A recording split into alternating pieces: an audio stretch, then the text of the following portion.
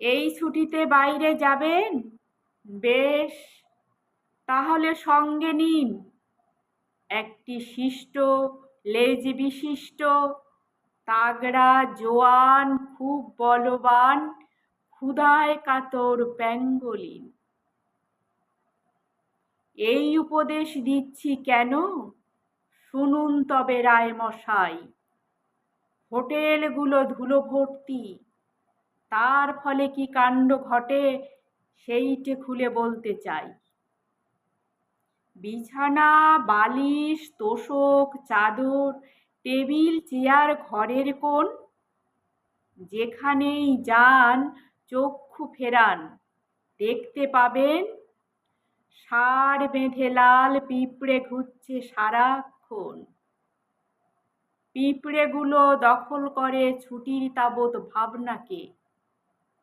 সুখ রবে না, ঘুম হবে না, আপনি খাবেন চর্বচস্য, পিঁপড়ে খাবে আপনাকে।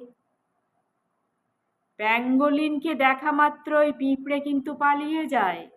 কারণটা কি জানেন তা কি?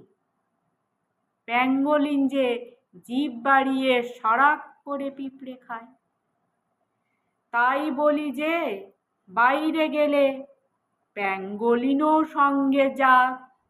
আপনি ঘুরুন, গপ্প জুড়ুন, আর ওদিকে প্যাঙ্গোলিনটা হোটেল ভর্তি পিঁপড়ে খাক।